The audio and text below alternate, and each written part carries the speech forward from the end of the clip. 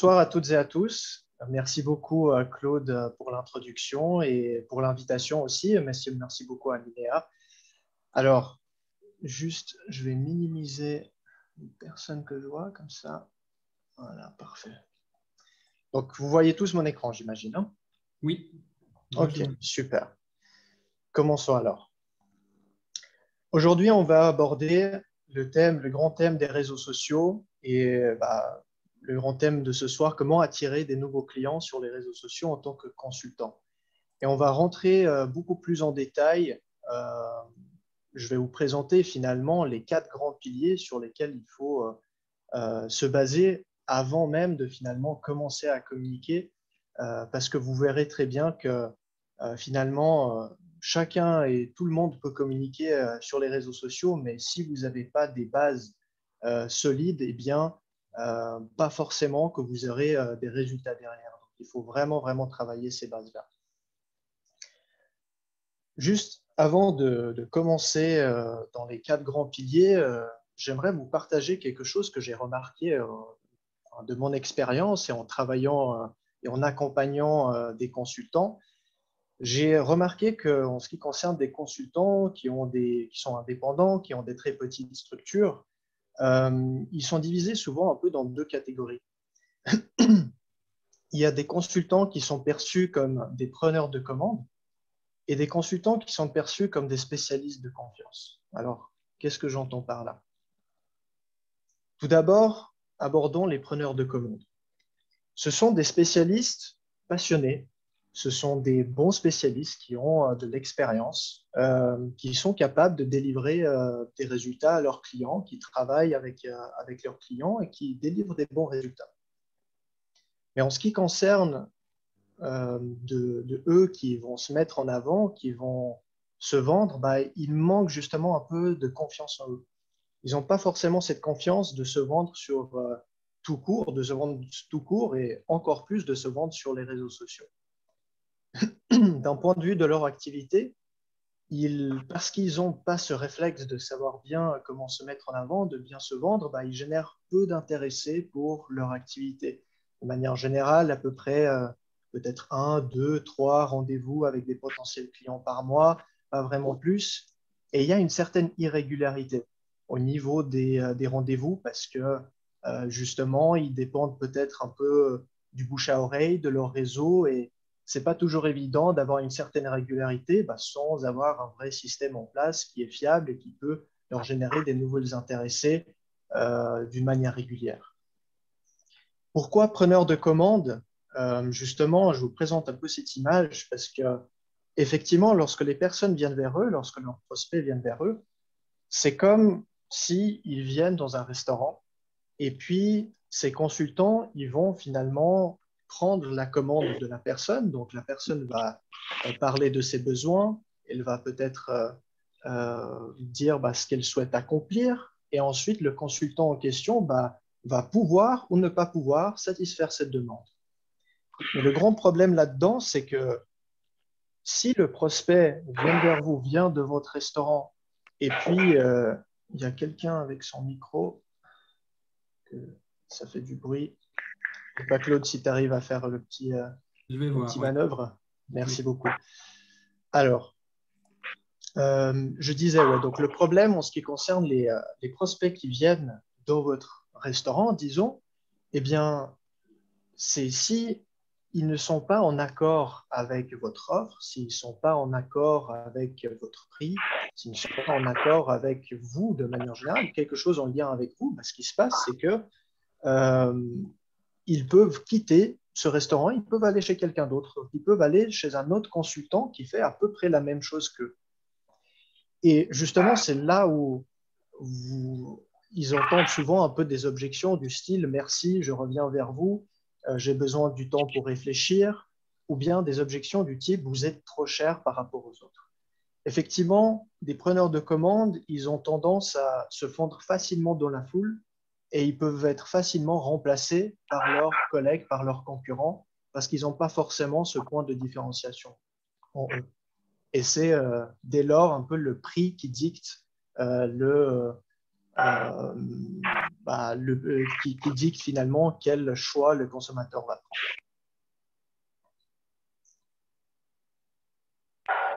Les spécialistes de confiance, en revanche, sont des spécialistes aussi, ce sont des spécialistes passionnés.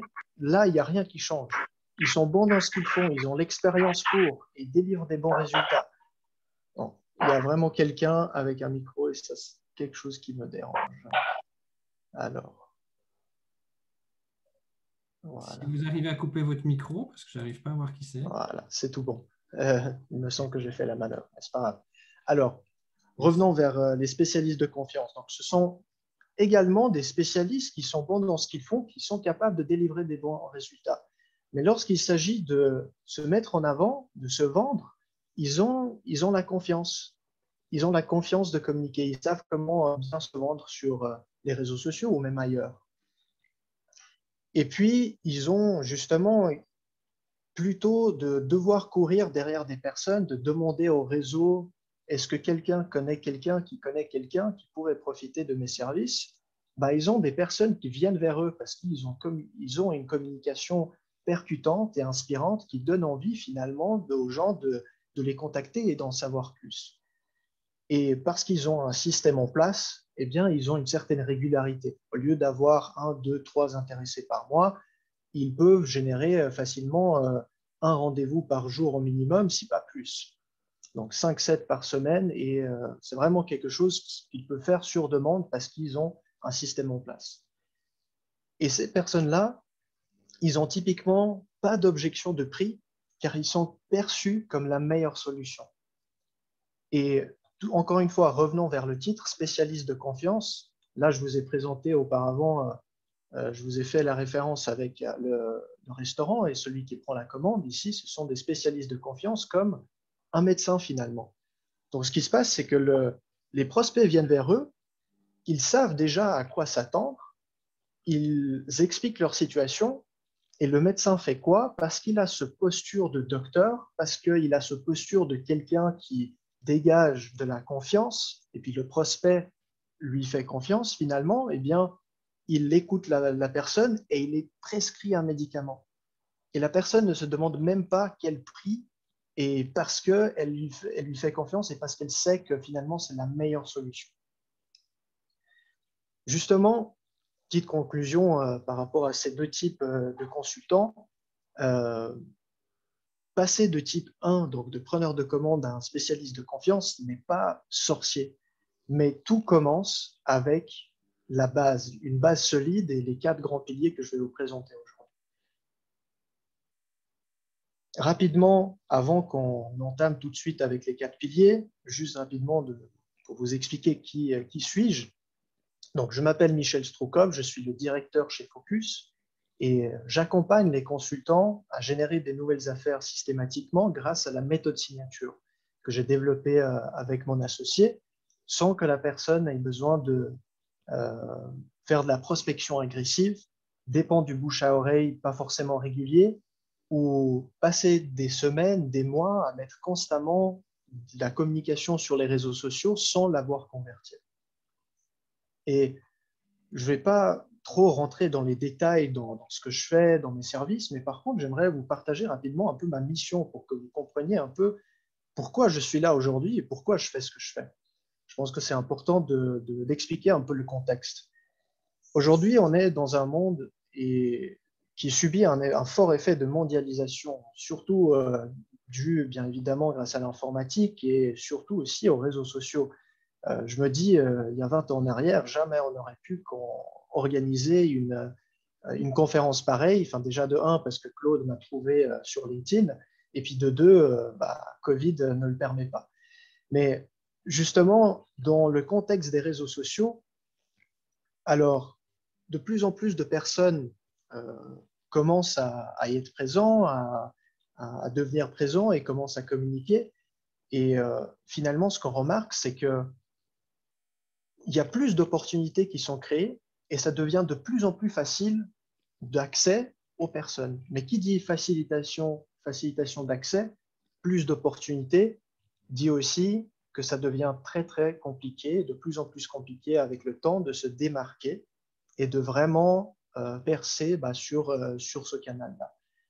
Et moi, ce que je remarque, c'est qu'il y a énormément de personnes qui ont ce que j'appelle un peu la casquette de l'exécutif, qui sont bons dans ce qu'ils font, qui sont capables de délivrer des bons résultats à leurs clients et qui apportent finalement des bénéfices et des avantages. Et ils font de la bonne chose pour l'autrui, pour que ce soit des particuliers ou des entreprises. Mais par contre, ces personnes, je remarque souvent, il manque la casquette de marketeur, il manque la casquette de vendeur. Et moi, justement, ma mission, c'est justement de combler cette lacune et d'aider ces personnes pour qu'ils puissent finalement maintenir ou croître leur activité et être pleinement épanouis de celle-ci. Voilà pour ma mission. Et dernier mot avant de commencer, j'aimerais que vous compreniez que j'aurais pu aujourd'hui organiser cette conférence et organiser ces slides à vous apprendre des meilleurs hacks, techniques de comment finalement vendre bien sur les réseaux sociaux. Je peux vous apprendre à optimiser votre profil. Je peux vous apprendre à capter l'attention des gens sur les réseaux sociaux. Je peux vous apprendre à générer des milliers et des milliers de vues, des likes et des commentaires. Mais le problème, c'est que ce ne sont que des tactiques marketing. Et finalement, je remarque aussi, c'est que souvent, des gens sont à la recherche des solutions simples, sont à la recherche des micro-solutions, des tactiques, et ensuite, ils vont se demander, maintenant, j'ai trouvé les tactiques, quelle stratégie est-ce que je vais adopter? Alors que la bonne manière de procéder, c'est complètement l'inverse. Ce non pas les tactiques qui doivent dicter quelle stratégie que vous allez mettre en place, mais c'est la stratégie qui doit dicter les outils et les tactiques que vous mettez en place. Et ce que j'aimerais vous transmettre aujourd'hui, c'est que les tactiques marketing sur les réseaux sociaux ne vous aideront pas si la base de votre pyramide n'est pas solide. C'est pour cette raison-là que je vais vous présenter la base de la pyramide, comment la construire. Elle se base sur les 4 piliers. Premier pilier, je vais vous poser la première question. Est-ce que ce que vous voyez sur l'écran, donc c'est un stylo de Logitech, un stylo spécial, est-ce que quelqu'un a déjà acheté, qui sait ce que c'est, qui sait ce que c'est comme stylo? Répondez oui ou non dans le chat. Est-ce que vous avez déjà vu? Est-ce que vous savez ce que c'est ce stylo? Répondez un peu dans le chat, comme ça je peux regarder un peu par curiosité.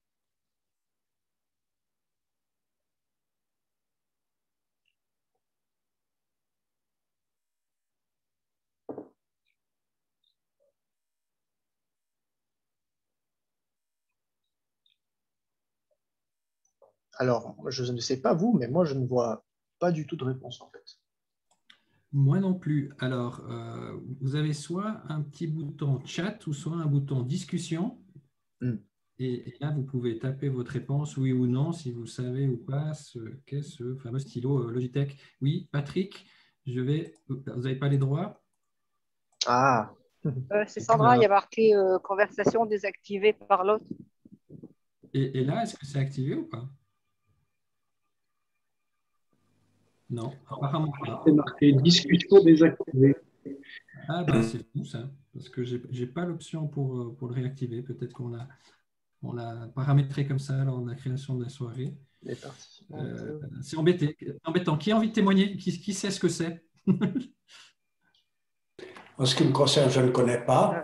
Est-ce que ça numérise? On écrit au fur et à mesure, ça stocke ce qu'on écrit, non? Oui. Oui. Ça remplace une souris, c'est un stylo souris. Ah voilà, moi je crois que j'ai activé. Je crois que j'ai activé. Et puis là, on voit tout le chat. Voilà, oui. Parfait. J'ai pu activer. Alors non. Ok. Bon, il y a une personne qui sait. Alors Sandra, il me semble que c'était bien vous. Ok, donc bon, la plupart dit non. Il y en a que un oui. Là, je vois. Non, moi non plus, je ne sais pas. D'accord. Je ne sais pas à quoi ça sert. Peut-être avec une souris, mais bon, l'utilité, la fonction, non. Eh bien, justement, en revenant vers la présentation, il y a bien une raison pourquoi la plupart des gens dans cette salle, et moi à la base inclus, moi je ne savais pas du tout qu'est-ce que c'est que ce stylo. Eh bien, pour vous expliquer un peu le concept, Sandra l'a déjà présenté brièvement, mais c'est un stylo développé par Logitech qui s'appelle l'IOPen. Et puis le concept, c'est quoi? Il est tout simple. C'est lorsque vous écrivez avec ce stylo, eh bien, le stylo va enregistrer ce que vous écrivez et va envoyer toutes ces données à votre ordinateur pour que vous puissiez voir tout ce que vous avez noté. Donc, vous pouvez tout simplement doubler un peu vos notes que vous avez prises. En soi, je pense que vous serez bien d'accord avec moi, le concept a l'air génial. Et puis, forcément, plusieurs d'entre vous se demandent, mais pourquoi je n'ai jamais entendu parler de ce stylo? Eh bien, il y a une raison pour ça. C'est que, pour vous raconter un peu l'histoire, Logitech, à la base, ils ont développé ce stylo il y a déjà un petit moment, c'était au début des années 2000, si je ne me trompe pas. Et ils ont trouvé la technologie, ils ont découvert cette technologie, ils sont tombés complètement amoureux par cette technologie. Et parce que c'était un peu l'essor de la technologie à l'époque, comme c'est aujourd'hui, bien évidemment aussi, mais ils se sont dit il faut surtout qu'on le commercialise vraiment au plus vite, parce que sinon les autres concurrents vont nous piquer l'idée.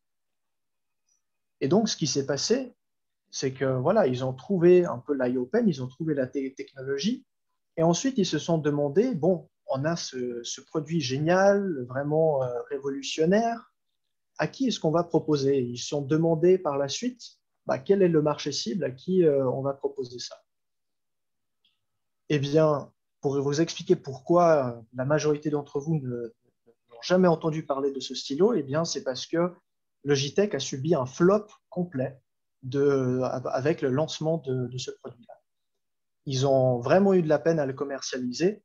Alors, pour plusieurs raisons, mais la plus grande raison qui explique finalement pourquoi, eh bien, parce que ce n'était pas un bon product market fit. Le produit ne collait pas bien au marché et finalement, le marché n'avait pas vraiment besoin d'un tel stylo à l'époque. Surtout, en n'oubliant pas que ce stylo, il coûtait facilement 300 à 400 francs. Donc, en termes d'euros, à peu près 250, 270 à 350 euros, quelque chose comme ça, si je ne me trompe pas. Donc, un produit relativement cher aussi. Donc, c'était vraiment un flop. Et la leçon un peu, quelle est la morale de cette histoire-là, c'est que finalement, de comment je vous ai présenté un peu d'un point de vue schématique de ce qui s'est passé, la séquence des choses, donc il y avait le quoi, donc la Logitech, ils ont trouvé le quoi, donc le produit, ils ont tombé amoureux avec ça, et ensuite ils se sont demandé, bon maintenant, à qui est-ce qu'on va proposer ça? Eh bien, la leçon à retirer, c'est que faire de cette manière les choses, c'est complètement faux, et il faut vraiment, vraiment faire attention. Justement, à prendre en compte que Logitech aussi, c'est une multinationale. Ils ont des millions à dépenser en recherche et développement. Et pour eux, avoir un lancement de produit qui n'a pas marché, qui a fait un flop, ce n'est pas forcément grave. Ils continuent à fonctionner. Ils ont beaucoup, beaucoup de produits qu'ils vendent. Dans notre contexte, dans le contexte des consultants, si nous, on fait cette erreur-là de partir de nos compétences, de partir de notre offre, de partir ce qu'on sait faire, et ensuite qu'on se demande à qui est-ce qu'on va le proposer, on risque justement de faire la même erreur, de ne pas trouver le bon service dans ce cas-là, service market fit. Donc, il faut vraiment faire attention avec ça.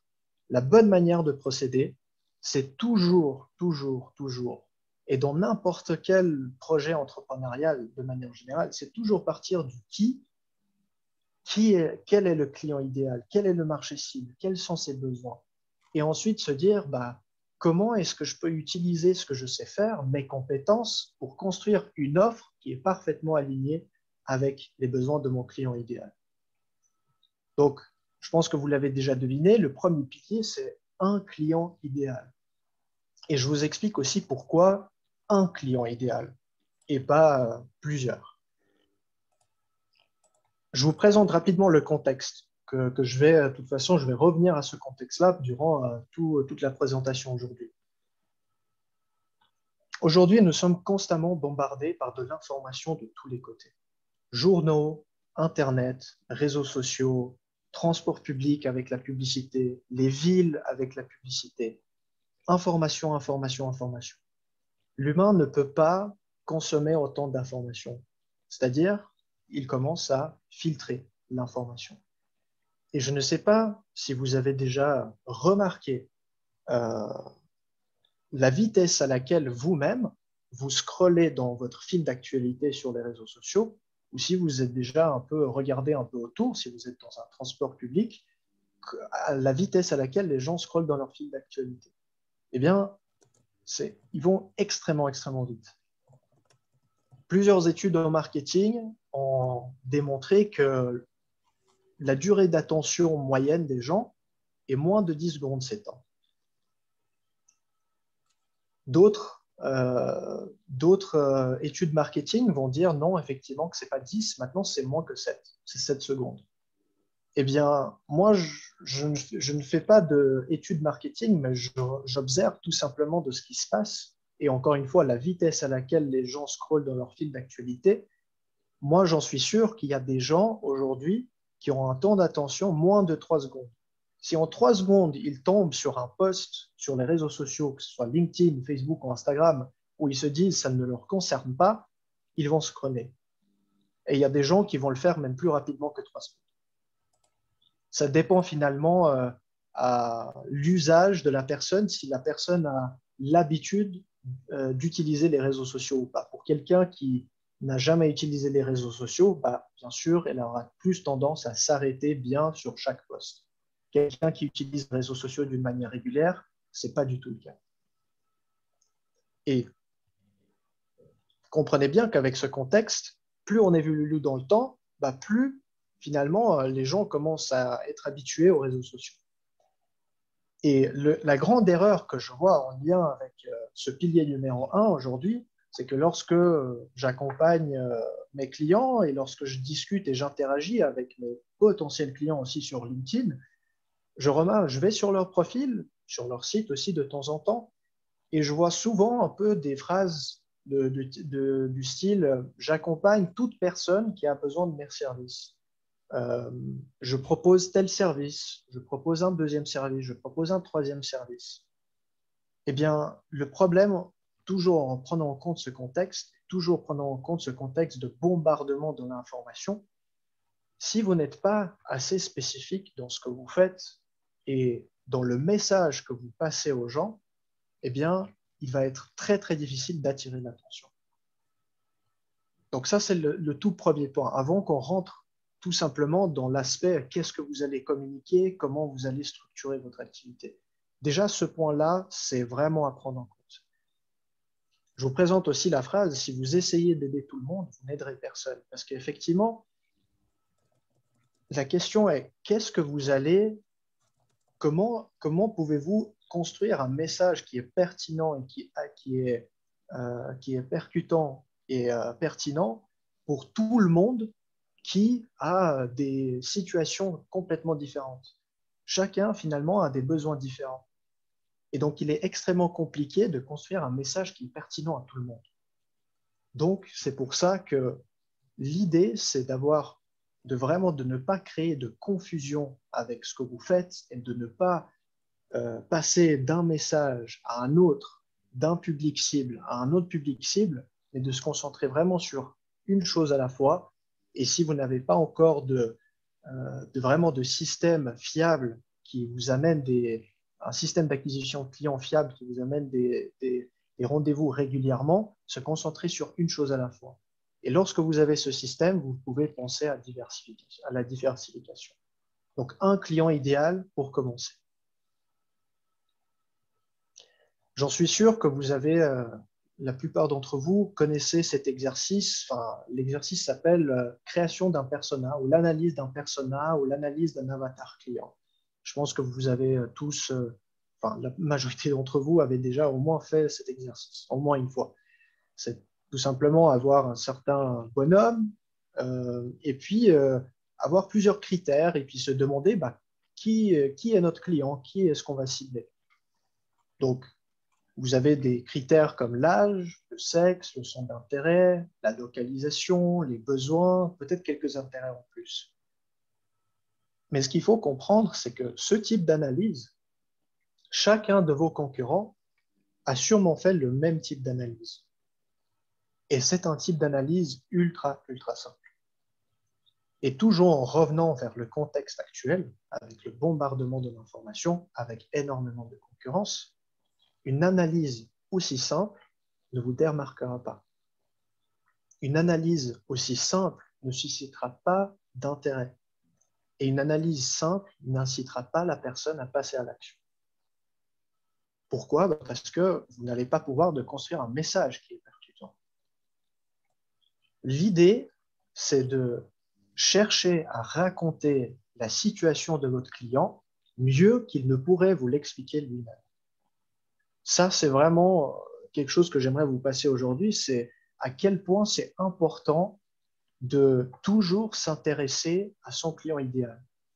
Et en revenant vers ces critères-là, ça, ce sont des critères surtout sociodémographiques. Les critères sociodémographiques, ce n'est pas vraiment ça qui va jouer dans votre faveur lorsque vous allez pouvoir construire un message qui est percutant et pertinent. Ce qui va surtout jouer en votre faveur, ce sont des critères psychographiques. Ce sont des critères comme quels sont les problèmes, quelles sont les peurs, les frustrations, quels sont les objectifs, pourquoi la personne cherche ces objectifs, quelles sont les motivations derrière, qu'est-ce que la personne essaye d'atteindre, quels sont les obstacles. Si vous arrivez à analyser toutes ces choses-là, ces critères psychographiques, c'est ça qui va finalement vous permettre de connaître votre client tellement bien que vous allez pouvoir raconter sa situation mieux qu'il ne pourrait vous l'expliquer lui-même.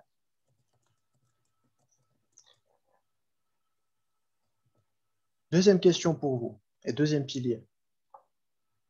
L'année 1543 fut une année importante dans l'histoire de l'humanité. Est-ce que vous savez ce qui s'est passé? Répondez oui ou non dans le chat. Et puis, si oui, si quelqu'un se souvient, j'aimerais bien aussi écouter un peu de ce qui s'est passé. Non, non.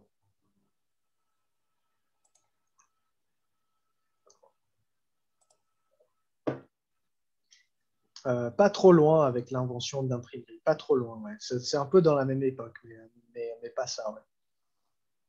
Pas de triche, hein, quand même. Sinon, c'est trop facile à tricher. Mais bon, la plupart disent non. Je vous donne un premier indice. Voici le premier indice. Enfin, le premier et le dernier indice. C'est le seul indice que j'ai. Est-ce que ça vous dit quelque chose?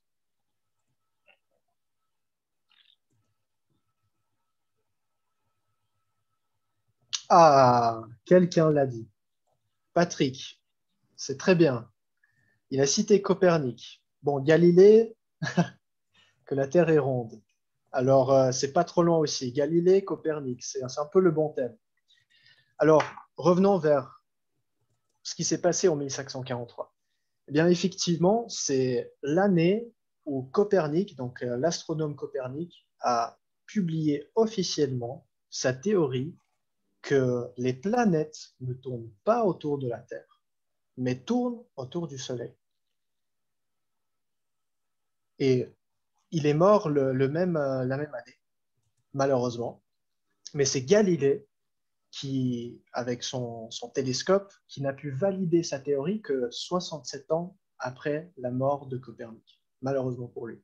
Parce qu'à la base, personne ne voulait accepter cette théorie de Copernic, avec le contexte qui était à l'époque. Et Galilée, justement, il a su, avec un outil, valider l'hypothèse de Copernic et la théorie de Copernic. Pourquoi je vous raconte tout ça? Vous vous posez sûrement la question. Eh bien, parce qu'on a souvent tendance, et ce que je remarque souvent, c'est que les consultants, et peu importe quel type d'entrepreneur, quasiment tous les entrepreneurs, et souvent l'erreur, c'est de se demander quelles sont mes compétences, quelle est l'offre que je peux proposer aux gens. Alors, on a déjà vu que dans le premier pilier, qu'il faut d'abord penser au marché, ensuite proposer son offre, mais là, c'est plus une question de se dire de penser que notre activité tourne autour de nous, qu'il y a des clients qui viennent vers nous et c'est nous le centre c'est nous qui sommes le centre de l'univers. Eh bien, justement, ce n'est pas la bonne pensée. Parce qu'effectivement, ce qui se passe, c'est que si votre client, demain, avec ses besoins, avec sa situation, il disparaît, vous disparaissez, vous n'existez plus. Vous ne pouvez plus parce qu'il n'y aura plus de besoins à satisfaire. Donc, effectivement, votre activité ne tourne pas autour de vous, mais tourne autour de votre client. Et c'est surtout autour de votre client qu'il faut construire non seulement toute la base de son activité, mais aussi toute sa communication. Le pilier numéro 2, c'est le chemin unique. Et je vais vous présenter plus en détail dans le prochain slide de ce que j'entends par chemin unique. Donc, comme on avait vu, votre activité ne tourne pas autour de vous, mais tourne autour de votre client. Finalement, il n'est pas question de ce que vous savez faire et ce que vous pouvez faire pour votre client. Ce n'est pas une question de vos compétences et de ce que vous pouvez faire pour votre client. Mais surtout, il est question de ce que vos clients veulent. Quels sont les résultats qu'ils souhaitent atteindre? Quels sont les objectifs et ce dont ils ont besoin? C'est surtout ça la question. C'est ce que mes clients veulent et ce dont ils ont besoin. Et ensuite, vous allez pouvoir construire et mettre ensemble toutes vos compétences et tout ce que vous savez faire pour satisfaire ces besoins. Donc, construire votre offre d'une manière à ce que vous rassemblez toutes les compétences pour satisfaire un besoin, une question. Mais ne pas partir justement de l'autre côté, de se dire que c'est finalement mes compétences que je mets en avant et voilà.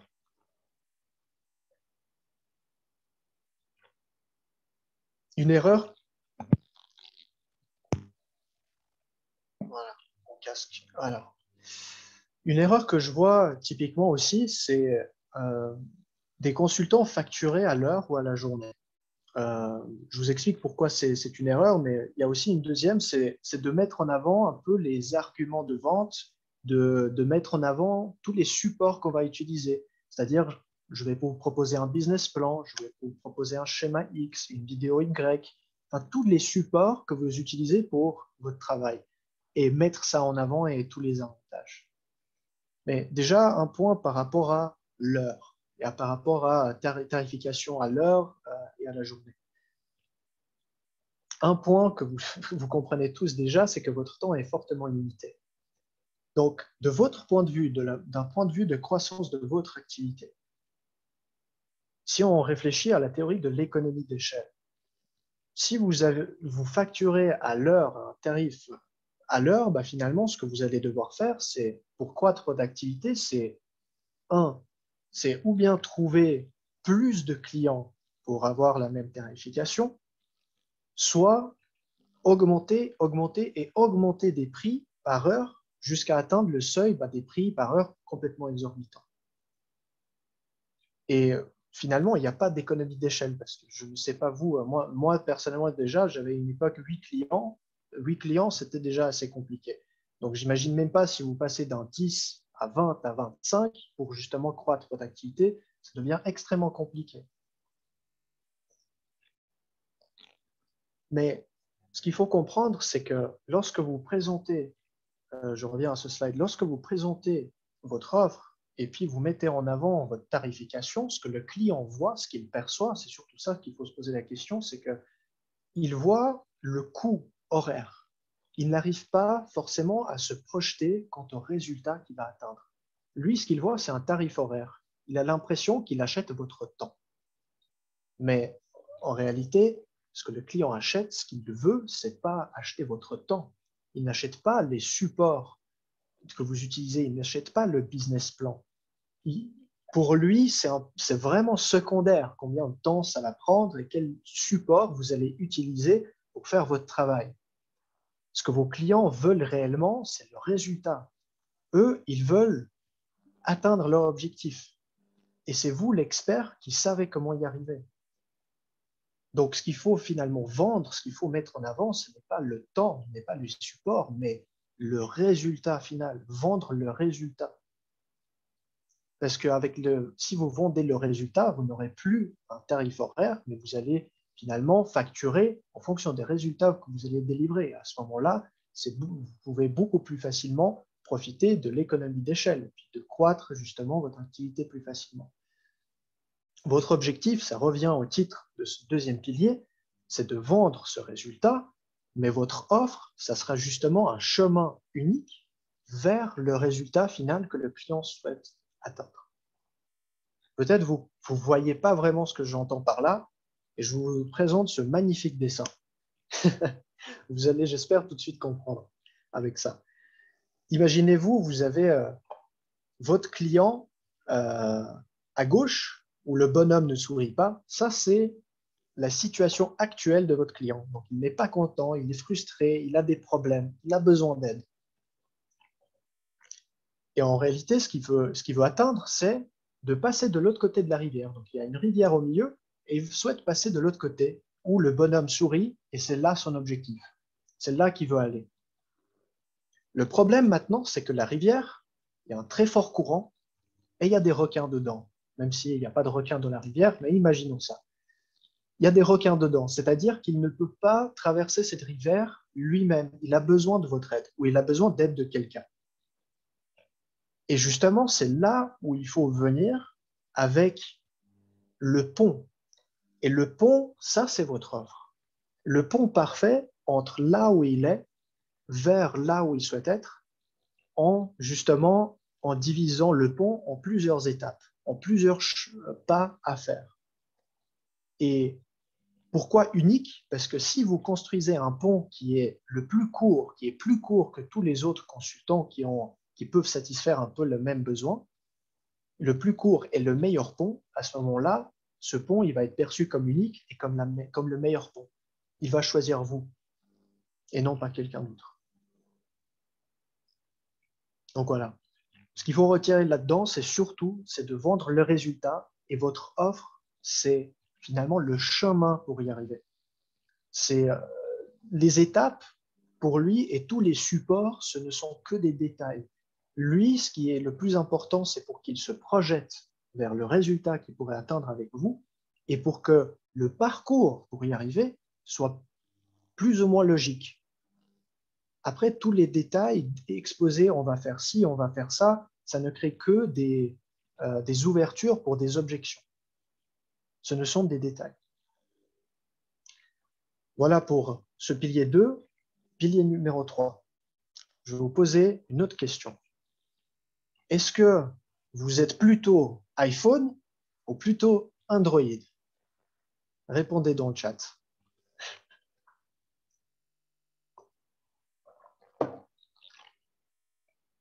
Donc, je ne parle pas d'Apple à proprement dit, je parle uniquement iPhone ou Android.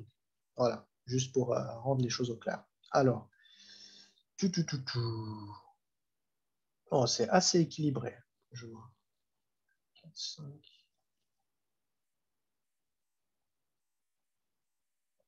Je veux ce qui marche, tout à fait, c'est clair. iPhone, Android. Ok, bon, c'est vraiment équilibré. J'ai presque envie de dire presque 50-50. D'accord, intéressant. Maintenant, pour une personne qui souhaite intervenir et qui a choisi Android, est-ce que vous pouvez parler et puis activer votre micro et dire pourquoi vous utilisez un Android? Pourquoi vous préférez l'Android à l'iPhone? Pour quelqu'un.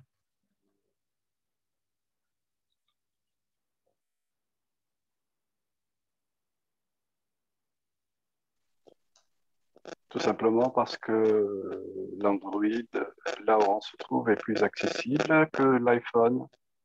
Donc, c'est une question relative au prix. Ok.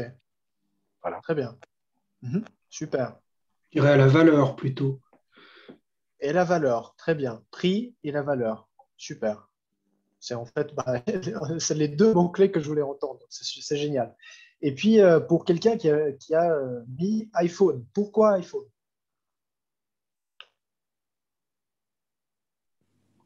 Voilà, je me lance. À l'époque, je trouvais que l'iPhone Apple était plus convivial comme utilisation pour mon épouse. Convivialité, d'accord, ça marche. Compatibilité. Derrière convivialité, facilité. Voilà. Ah, voilà, facilité. Quelqu'un d'autre a dit compatibilité. Voilà, très bien. Excellent. En fait, très bien, merci beaucoup pour votre intervention. Effectivement, entre l'iPhone et l'Android, c'est deux positionnements complètement différents et deux écoles marketing complètement différentes, si vous voulez. Android, quel est leur positionnement? Quel est leur produit? C'est les meilleures fonctionnalités, la meilleure qualité, on peut le dire, pour le meilleur prix. C'est aussi simple que ça. Ça, c'est le positionnement d'Android. Positionnement d'Apple, c'est complètement autre chose. Positionnement d'Apple, c'est quoi? C'est la simplicité, la sécurité et la compatibilité avec d'autres et la rapidité aussi d'utilisation pour un prix premium. Justement, c'est deux écoles complètement différentes. Vous avez d'un côté un produit et une entreprise qui se positionnent comme le meilleur et le moins cher sur le marché, enfin le moins cher comparé à l'iPhone bien évidemment, et d'un autre côté un iPhone qui ne se positionne pas sur le prix, mais qui se positionne comme justement quelque chose en plus, quelque chose lié à l'utilisation, et l'expérience client. Revenons dans le contexte des consultants. Je ne sais pas vous, mais je ne pense pas que la majorité d'entre vous qui sont là aujourd'hui, vous aimeriez bien vous positionner par rapport à vos concurrents et sur votre marché cible comme les moins chers dans les services de consulting que vous vous offrez. Je ne pense pas. Enfin, après, pour ceux qui positionnent comme tels, comme les moins chers et pour la meilleure qualité, très bien. C'est un positionnement qui est tout à fait valable. Il faut juste prendre en compte le risque qu'à n'importe quel moment, il y a un autre consultant qui peut venir dans le marché et qui peut proposer un prix légèrement plus bas que le vôtre ou plus bas. Et à ce moment-là, votre plus grand avantage, il sera malheureusement perdu. Vous allez devoir justement réajuster vos prix pour redevenir les meilleurs et puis les moins chers sur le marché ou changer complètement de stratégie de position. Ça, c'est une école. C'est pour ça que finalement, avec ce risque-là, en prenant en compte ce risque-là, moi, c'est ce que je transmets à mes clients et c'est ce que j'aimerais vous transmettre à vous également, c'est que pour vous, je pense que la meilleure solution, c'est l'école d'Apple. C'est plutôt de se positionner par rapport à un marché cible en question comme la meilleure solution pour lui, ce qui vous permettra de sortir du lot au milieu de toute la concurrence et de dicter votre prix exactement comme Apple le fait. Alors, il y a bien sûr, plusieurs thèmes qu'on va aborder ici, que je vais vous expliquer comment ça se fait, d'un point de vue schématique, théorique et aussi pratique. Le troisième pilier, c'est un positionnement prédominant. Justement, on va parler de positionnement prédominant. Tout d'abord, le désir, ce qu'il faut prendre en compte, c'est que le désir dépend de la valeur et de la rareté. C'est pour cette raison que le riz est bon marché et que l'or est cher. Parce que le riz, c'est plus facile à trouver le riz et plus accessible finalement que l'or. Ce qu'il faut aussi prendre en compte, c'est que le marketing, c'est avant tout un jeu de perception. C'est comment les gens vous perçoivent et non pas comment vous êtes réellement. Pourquoi? Parce que vous, si je vous pose la question aujourd'hui, pourquoi je devrais travailler avec vous et non pas quelqu'un d'autre, je pense que plusieurs d'entre vous vont arriver à trouver une réponse et puis expliquer en quoi ils sont différents que les autres. Que ce soit l'approche, que ce soit leur manière d'agir, leur personnalité ou autre chose.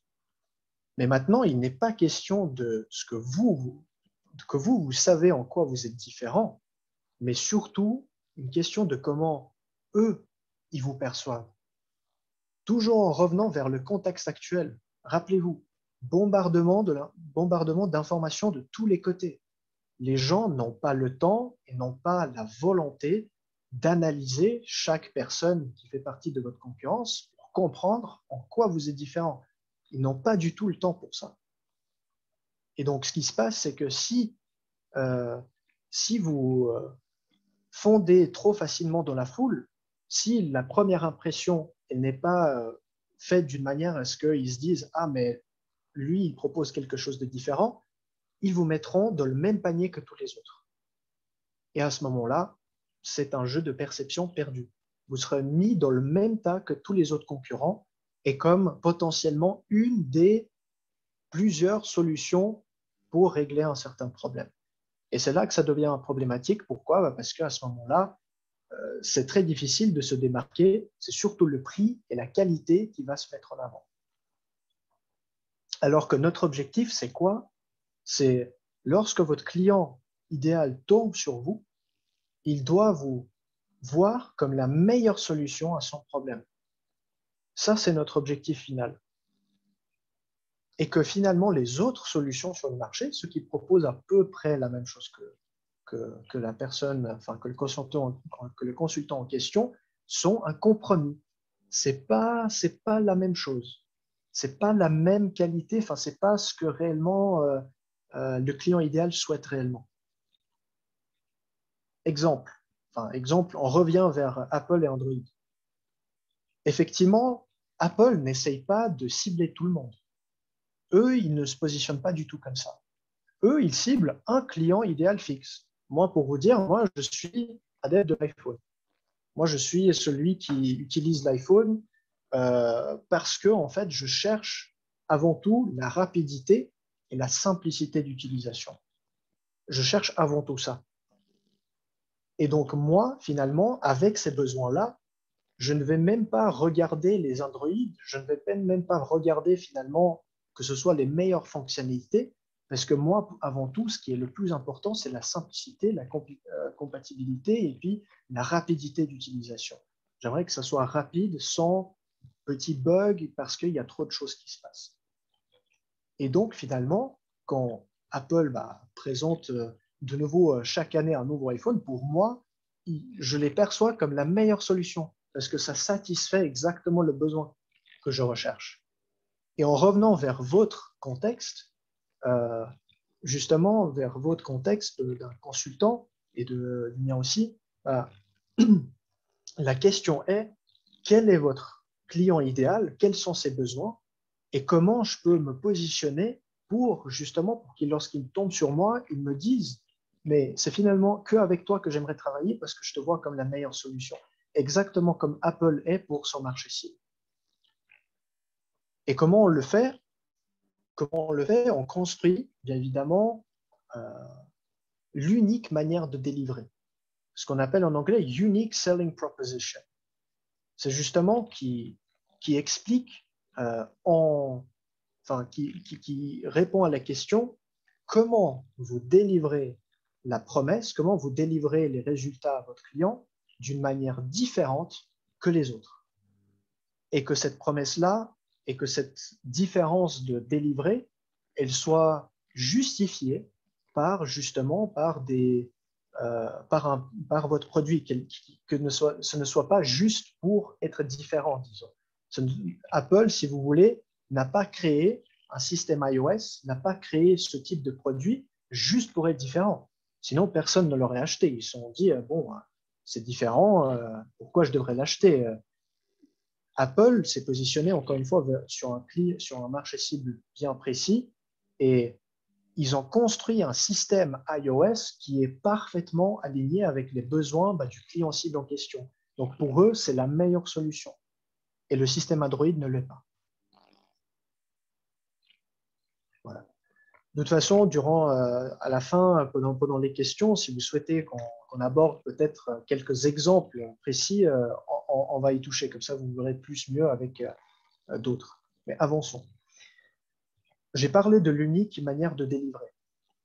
Votre objectif est dans ce cas-là, en prenant en compte votre marché cible qui est composé de vos clients idéaux, c'est de maximiser la demande, c'est-à-dire de faire en sorte que votre marché cible, et non pas tous les autres, ils soient tous intéressés par votre produit. Donc, maximisez la demande et minimisez l'offre parce que vous êtes là pour offrir la seule et la meilleure solution à ce client idéal-là, à ce marché cible. Et quelle est la conséquence à ce moment-là? Puisque vous devenez la meilleure solution pour votre marché cible, à ce moment-là, vous pouvez dicter votre prix et choisir aussi les personnes avec lesquelles vous souhaitez travailler. Et je vais vous présenter schématiquement pour que vous voyez exactement comment ça marche et pourquoi vous pouvez effectivement dicter votre prix. Mais j'aimerais vous transmettre ce message, c'est que c'est vraiment à ce niveau-là que la bataille est soit gagnée, soit perdue. On peut parler, je disais, qu'on peut parler de la communication, qu'on peut parler de likes, commentaires, optimisation de profil, quel outil utiliser, générer des prospects, tout ça c'est bien.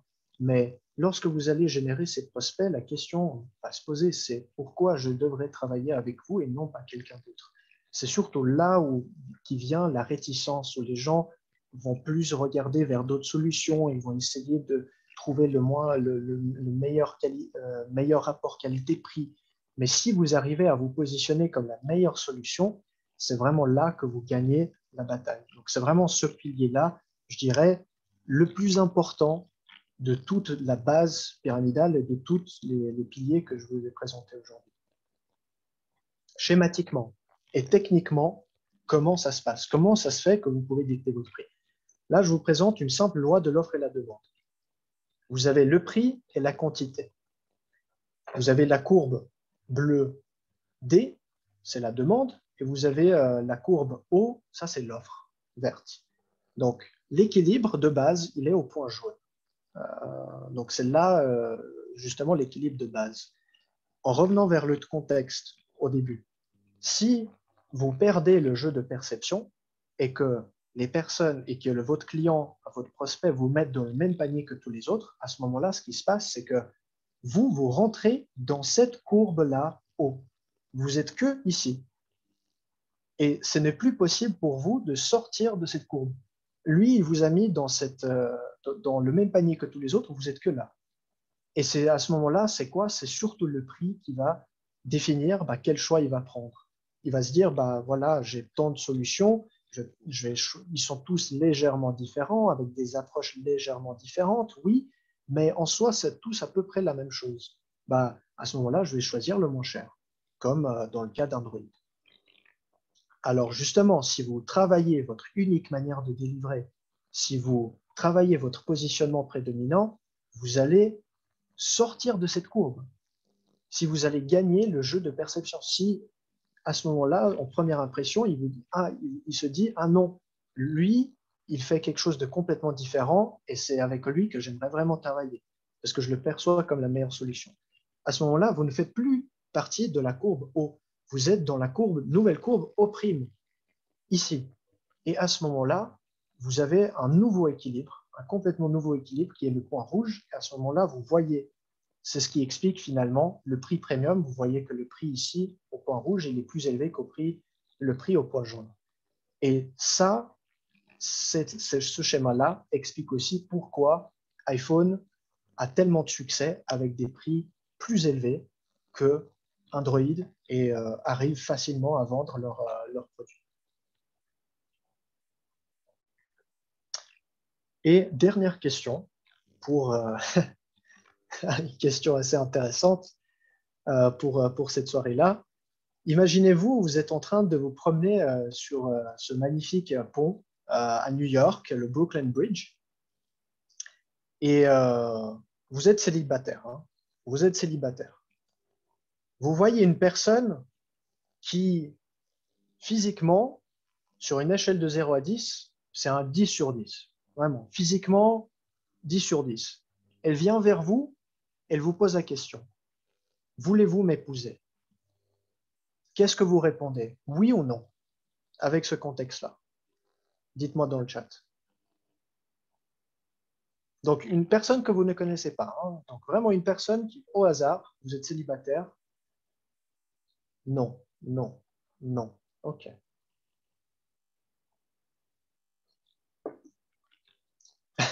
Comme tout New Yorkais.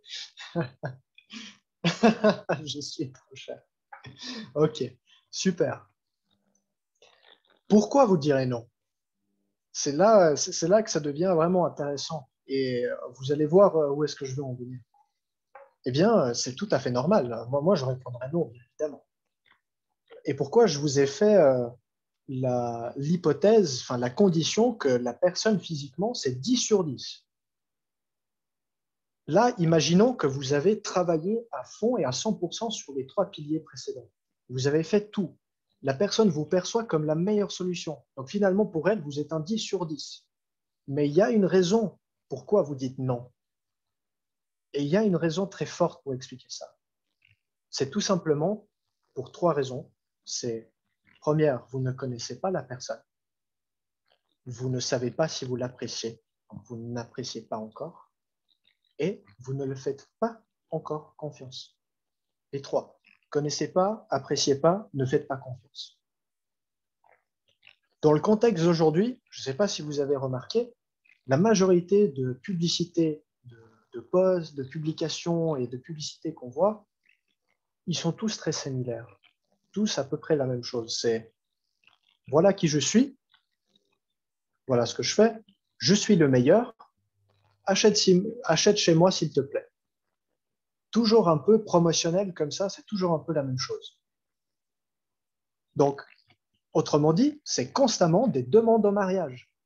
C'est constamment des demandes des gens qui vous demandent au mariage, des entreprises et des autres qui vous demandent au mariage.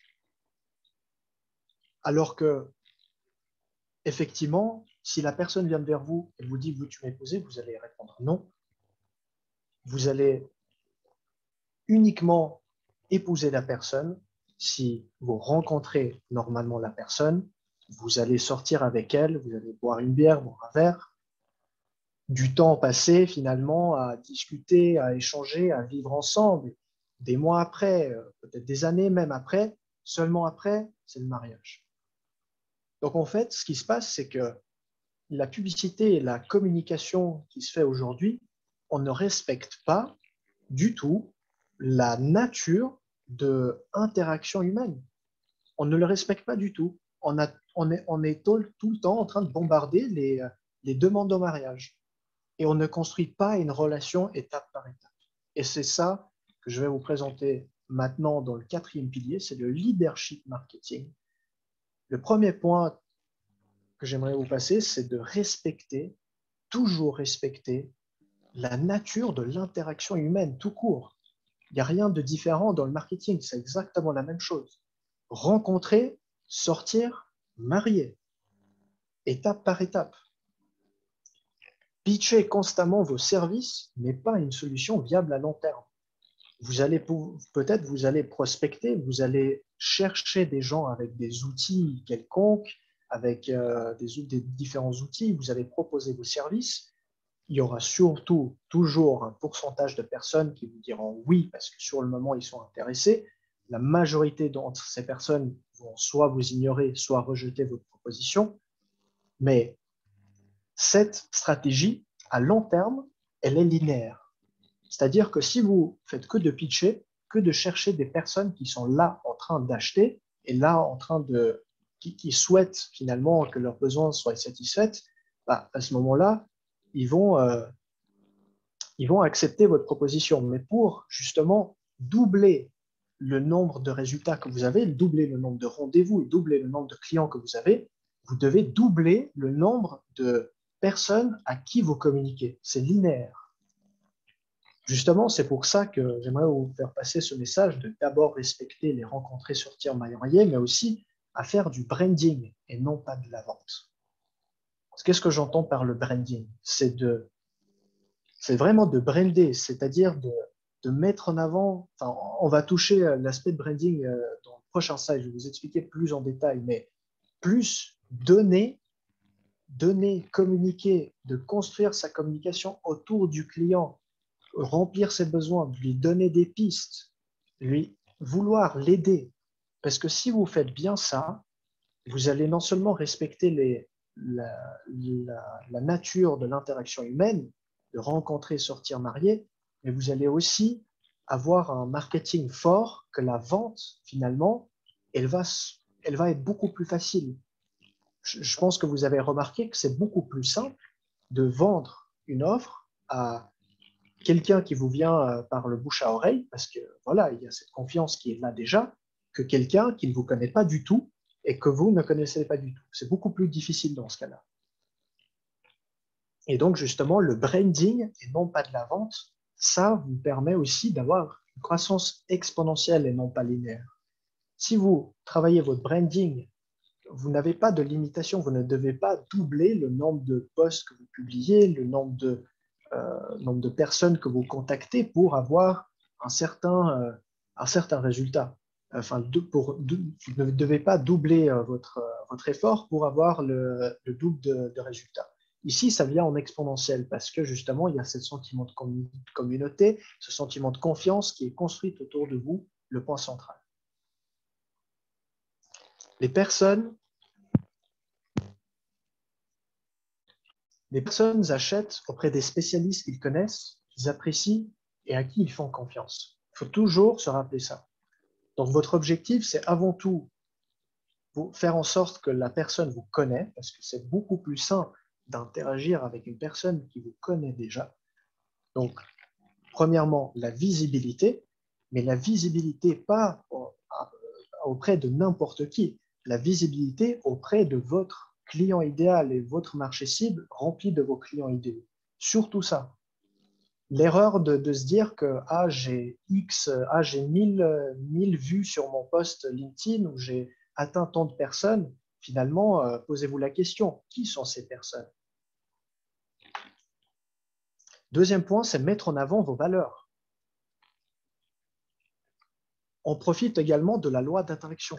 On est attiré par des personnes qui nous ressemblent. Donc, l'erreur aussi, c'est de se concentrer uniquement sur la partie formelle de votre communication, de parler uniquement business. C'est bien ça, on va y venir, on va venir au troisième point.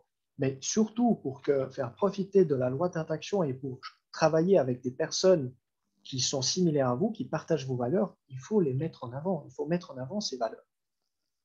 Et de cette manière-là, vous allez profiter de la loi d'attraction, vous allez attirer des personnes qui vous ressemblent et repousser tous les autres, ce qui est finalement génial. Et troisième point, démontrer votre expertise pour justement avoir ce sentiment de confiance, démontrer régulièrement votre expertise.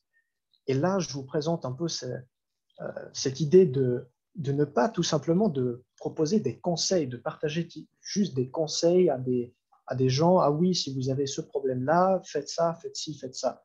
On n'est pas là juste pour donner de la valeur en termes de conseils, parce que vous allez attirer des personnes qui recherchent ces conseils. Et les gens qui recherchent des conseils ne sont pas des acheteurs finalement. Eux, ils pensent dans leur tête qu'ils peuvent justement traverser la rivière par eux-mêmes. Eux, c'est leur idée. Donc, ne vous concentrez pas sur le donner des conseils, mais plutôt concentrez-vous sur la posture de docteur, la posture de quelqu'un qui guide vraiment de comprendre quelle est la problématique, mais proposer non pas des solutions de comment faire les choses, mais quoi faire, dans quelle direction aller. Faites confrontez des fausses croyances de vos clients idéaux. Confrontez les erreurs et montrez-les le bon chemin à suivre. Et c'est ça qui rend finalement votre marketing percutant et attirant et qui fait que les gens commencent à vous faire confiance. Voilà. Voilà pour les 4 piliers. Maintenant, je suis obligé de rester très large. Si vous souhaitez que j'aborde quelques exemples, on peut le faire. Je ne vous connais pas ni les détails de votre activité, je ne connais pas vos blocages ni vos défis, mais je pourrais identifier vos blocages au niveau des 4 piliers qui vous empêchent d'avancer et vous donner la meilleure piste à suivre pour le développement de celle-ci. Donc, je vous propose, si vous êtes intéressé, de planifier un appel avec moi sur ce lien que je vais juste à l'instant mettre dans la conversation. Et puis autrement, j'espère que vous avez apprécié cette conférence et que vous aurez des questions à me poser. Voilà. Merci beaucoup, Michel. Donc, comme vous l'avez vu, vous pouvez directement cliquer. Si tu arrives peut-être à poster directement ce lien dans le chat, ce serait bien. Oui, je vais le trouver. Exact, ce serait parfait. Et puis, on va peut-être passer à la partie questions-réponses, si tu veux bien. Qui est-ce qui a envie de poser une question ou alors faire une remarque, un retour de soirée directement par oral? Je pense que c'est le mieux. Vous avez vu alors, je vous ai mis deux liens.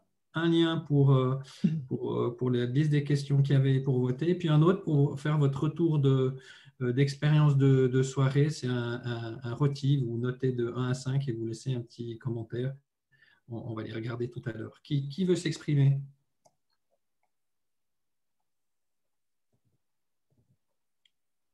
Pas tous en même temps. Alors, si ce n'est pas le cas, je vous propose de regarder les questions qui ont été posées. Voilà. Alors, hop, c'est ici. S'il veut bien. Mon écran ne réagit plus. Avec plaisir, Geneviève. J'espère que ça t'a plu. Geneviève. Enfin, elle a juste laissé un petit message. Avec plaisir, Ahmed. Oui, c'est Sandra. Je ne sais pas si je peux encore parler pendant que... Volontiers. Oui, en fait, comment dire? Créer une relation, l'entretenir, que ce soit professionnelle ou amoureuse, est-ce que ça pourrait être plus facile avec les outils, comment dire, à distance? Mais en fait, nous sommes des êtres humains et parfois, on sent que ça passe mieux quand on est face à la personne ou avec la personne, quoi. Oui. C'est pas juste le fait d'avoir bien mangé au restaurant, mais d'avoir partagé quelque chose et de ressentir. Parce que dans le... Comment dire, on peut avoir un décalage par l'image où on ne ressent pas vraiment la personne. D'ailleurs, je ne suis pas poli, voilà. Et je pense que ça m'a l'air, comment dire, plus efficace. De se dire, on va rencontrer vraiment physiquement, du moins au début, ou régulièrement, et après pouvoir maintenir une relation, je veux dire, à distance via les outils qu'on a, mais d'aller se présenter, d'entretenir purement à distance, je pense que ça peut faire un fake dans le sens, ça ne va pas être véritable ou, comment on dit, je cherche mes mots, je faisais de l'allemand avant, sincère, voilà, ou profond, je ne sais pas comment. Oui, je vois ce que vous voulez dire.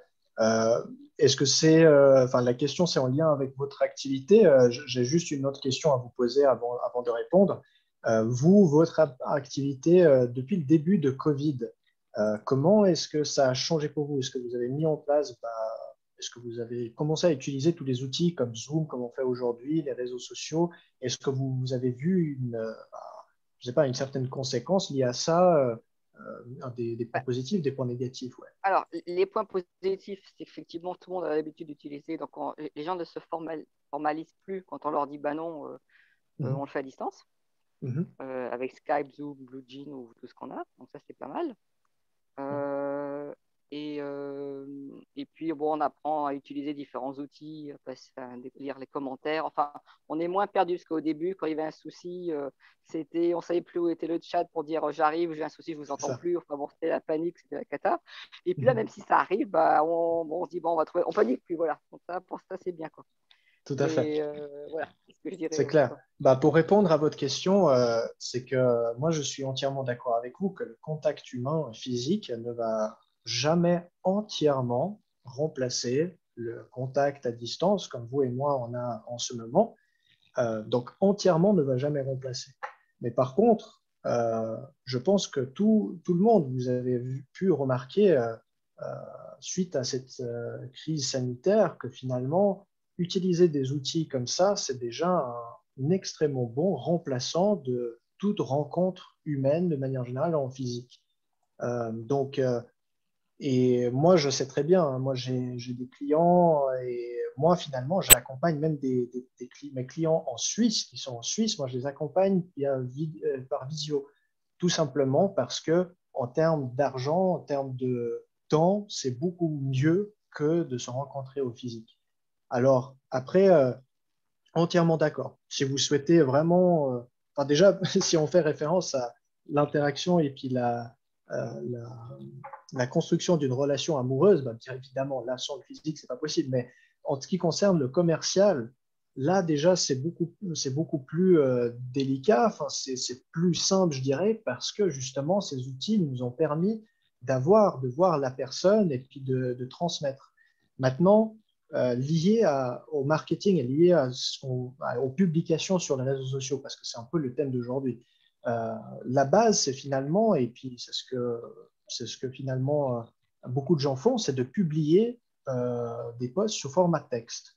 Eh bien, évidemment, sous format texte, c'est possible de comprendre un peu la personnalité de la personne, mais il faut vraiment savoir bien il faut bien trouver sa voix et bien écrire comme on parle, disons. Donc, c'est de là où c'est très important, moi je trouve, et c'est ce que je transmets aussi à mes clients, de utiliser de temps en temps des formats vidéo, utiliser la visioconférence lorsqu'ils échangent avec leurs potentiels clients et utiliser aussi ces événements de type live où vous pouvez clairement voir en live la personne en direct, comment la personne agit, comment la personne explique des choses, comment elle est. Donc, en soi, encore une fois, donc ça ne va jamais remplacer l'interaction en physique, mais ça fait déjà, à mon avis, un très très bon job de le faire. Merci Sandra. Quelqu'un d'autre veut poser une question ou alors on peut prendre des questions qui s'affichent à l'écran. Vous voyez qu'il y a des questions très pratiques sur les réseaux, Michel. Faut-il être présent sur tous les réseaux sociaux? Et si oui, faut-il choisir sur lesquels il faut être présent comme consultant? Ok, question très pertinente. Alors, déjà, une chose. Moi, ma philosophie, et puis ça revient aussi, je le mets en avant à travers mon branding. Vous avez peut-être vu mon profil sur LinkedIn, il est en noir et blanc. Il est tout simple, donc vraiment du noir et blanc. Et j'aimerais finalement transmettre un peu cette image de simplicité, de pureté, parce que ma philosophie de faire les choses, c'est plus c'est simple, plus c'est efficace.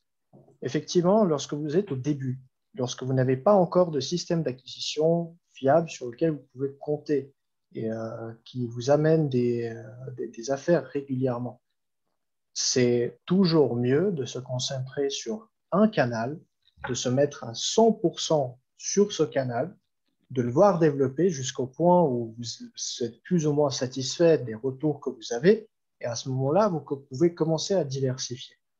Je vous explique pourquoi. Parce que si vous vous concentrez sur tous les réseaux sociaux en même temps, eh bien, vous allez prendre les 100% de votre énergie, vous allez les diviser non pas par 1, mais par 2, 3, 4 ou plusieurs. Et donc, vous n'allez pas pouvoir vous mettre à 100% dans chaque réseau social et pouvoir atteindre le point potentiel avec le réseau social. Maintenant, lequel il faut choisir, ça aussi c'est très délicat et beaucoup, je pense, de mes collègues vont vous répondre « Ah, bah, choisissez LinkedIn parce que c'est le meilleur ». La question qu'il faut se poser avant tout, c'est sur quel réseau social votre marché cible passe le plus de son temps. Et votre choix doit être fait en se basant sur la réponse de cette question. Si votre marché cible est le plus présent sur LinkedIn et passe le plus de son temps et c'est le plus facile de trouver votre marché cible sur LinkedIn, alors c'est LinkedIn. Si c'est sur Facebook, alors c'est Facebook. Instagram, alors c'est Instagram. C'est comme ça. Enfin, moi, je dirais, je répondrai comme ça et je réponds de cette manière à toute personne qui pose cette question. C'est très courant. Voilà.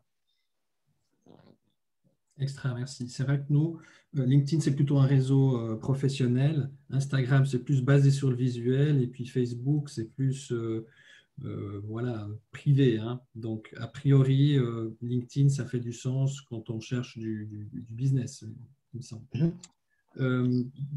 Deuxième question qui a eu quelques votes, 3 votes. Quelles sont les erreurs les plus courantes qu'il faut éviter pour attirer des clients sur les réseaux sociaux? existe-t-il des différences selon les pays, personnes ciblées ou réseaux sociaux? Les erreurs.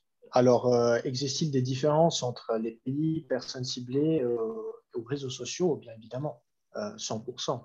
En fait, votre communication sera toujours différente en ce qui concerne, enfin, votre message et ce que vous allez transmettre comme message sera toujours différent en fonction de votre cible. L'idée, c'est encore une fois, donc en revenant vers le premier pilier, c'est toujours de se demander quels sont les problèmes de mon marché cible, quels sont les besoins, et le message doit être construit en fonction de ça. Maintenant, quelles sont les erreurs les plus courantes qu'il faut éviter pour attirer des clients sur les réseaux sociaux? Bon, je peux en citer plusieurs. En soi, l'attraction sur les réseaux sociaux, l'erreur la plus typique, c'est de se concentrer sur des outils. Ça, c'est ce que je vois beaucoup. C'est toujours penser à comment est-ce que je peux utiliser l'automatisation, comment est-ce que je peux utiliser tel ou tel outil pour faciliter ci et ça. Ce qu'il faut comprendre, c'est que, et c'est vraiment la vérité, mais il faut le dire quand même, c'est si vous ne savez pas vous vendre, vous mettre en avant, construire un message qui est pertinent et percutant, les outils ne vous aideront pas. L'automatisation ne vous aidera pas. Et d'ailleurs, moi, j'ai un avis assez particulier par rapport à l'automatisation, surtout dans le contexte des consultants. Il ne faut pas oublier que vous avez affaire avec des humains, des entreprises qui prennent leur temps de décision. Et surtout, ce ne sont pas des offres, des produits ou des services que vous achetez à 5 francs, 10 francs, 15 francs. C'est des offres bien construites et avant tout, il y a une relation humaine qu'il faut créer avec la personne avant de faire quoi que ce soit. Donc, l'automatisation, je dirais, vous pouvez utiliser l'automatisation là où ça peut faire en sorte comme si ça remplace l'humain, mais faire très très attention avec ça, surtout dans le premier contact avec la personne, je me dirais que jamais utiliser l'automatisation, surtout avec le premier contact, ne jamais utiliser l'automatisation. Ça, c'est le premier. Attraction client, qu'est-ce qu'il y a d'autre? C'est finalement de s'éparpiller en termes de type de canaux qu'on utilise. On a parlé des différents réseaux sociaux, mais des personnes qui font de la prospection, font l'emailing, font le cold calling, tout ça, et aussi les réseaux sociaux, justement, ça revient à la même idée que je vous ai présentée tout à l'heure avec les 100% de votre énergie. Concentrez-vous sur un canal. Plus c'est simple, plus ça devient efficace, plus vous allez apprendre sur ce canal comment ça marche. Le grand avantage des réseaux sociaux, encore une fois, c'est que vous pouvez faire du branding, vous pouvez croître en exponentiel. Vous n'avez pas besoin de cette linéarité. Et puis non plus, après, c'est unique à chacun. Il y a des gens, mes collègues marketeurs, qui vont vous pousser et qui vont vous présenter leurs idées, qui est de faire de la prospection. Et faites que de la prospection. Moi, c'est par exemple contre mes valeurs personnellement. Moi, j'aime pas agresser, j'aime pas déranger, je n'aime pas non plus être rejeté tout le temps. Donc voilà, donc je préfère que les personnes viennent à moi plutôt que l'inverse. Et il y a des bonnes méthodes à faire, à utiliser sur les réseaux sociaux, de faire en sorte que justement les gens viennent vers vous. Et puis c'est aussi sur ça que ma méthode signature se base. Donc voilà un peu 2 erreurs que je me suis trouvé dans la tête, mais il y en a plein d'autres. Je ne sais pas si vous avez d'autres questions par rapport à ça, peut-être je pourrais compléter. Quelqu'un veut intervenir directement? Sinon, je continue. Comment faire des posts docteurs sur les réseaux sociaux? Tout un art. Très bonne question. Là, on va rentrer dans la partie technique des choses, donc ça va être difficile d'expliquer très facilement, mais effectivement, moi, je vais vous présenter un peu, si j'ose partager mon écran, Claude, oui. Parce que peut-être ça va tout de suite avec l'image, parce que j'ai une image qui décrit exactement ce que je souhaite dire.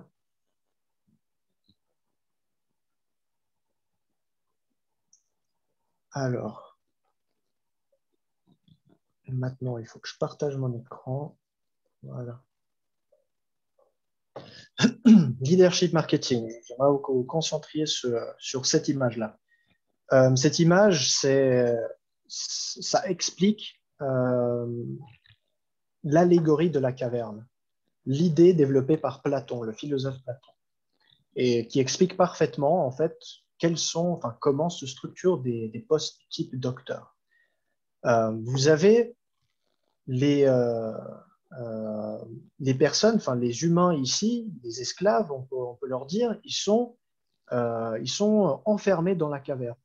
Ces personnes-là, ça c'est votre client idéal, ça c'est votre marché cible. Pourquoi ils sont enfermés? Parce que justement, ils sont dans leur situation actuelle, ils ont des frustrations, ils ont des peurs, ils ont des problèmes. Et ce qu'ils souhaitent avoir, c'est de sortir de la caverne vers le monde des vérités. C'est comme Platon le décrit. Et puis vous voyez qu'il regarde en fait sur le mur de la caverne, il voit des choses qui sont la fausse vérité, un peu les mauvaises vérités. C'est leur fausse croyance. C'est leur fausse croyance liée à leur objectif. Donc finalement, vous m'avez posé la question, quelles sont les erreurs types? Moi, je vous ai présenté une erreur type, c'est l'automatisation, c'est de penser que l'automatisation va résoudre vos problèmes. Effectivement, ça, c'est une des fausses croyances. Et c'est mon job en tant qu'expert de vous dire que finalement, c'est une fausse croyance, que ce n'est pas la réalité, qu'il faut se lever de cette caverne, qu'il faut marcher vers le monde des vérités. Donc, finalement, quelle est la structure d'un post-docteur? C'est de toucher un problème typique de votre marché cible, présenter des fausses croyances et des erreurs typiques liées à ce problème-là, et de proposer une solution, le bon chemin à prendre pour que la personne atteigne le monde des vérités et sorte de la caverne.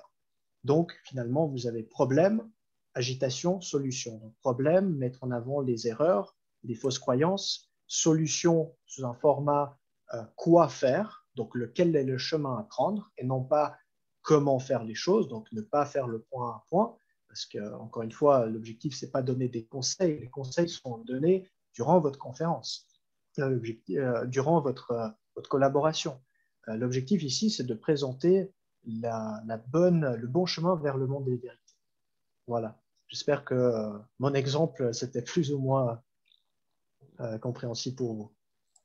Alors, il y a une question, c'est est-ce que vous appliquez vos propres méthodes pour attirer vos clients? Donc, j'imagine que oui. Si on va regarder tes posts, Michel, on va comprendre ce que c'est un post-docteur. Exactement. Donc, moi, j'applique la méthode signature à moi. C'est, si vous voulez regarder un exemple typique des post-docteurs, vous pouvez aller voir mes carousels, vous pouvez aller voir d'autres posts où je partage mes valeurs, mais en soi, si vous décortiquez comme un scientifique point par point, mot par mot de ce que je fais, vous arriverez finalement à ce que je vous ai présenté aujourd'hui. Donc, c'est exactement ça.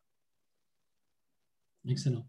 Comment puis-je approfondir la problématique? Quels cours ou formations existent? Quels liens conseillez-vous? Conseilles-tu? Alors, tu as déjà pris conseil de prendre directement rendez-vous avec toi, mais voilà, est-ce que tu as un site? Et je vois en dessous, on parle de site. Est-ce que c'est bien d'avoir un site pour montrer sa proposition de valeur ou pas? Voilà.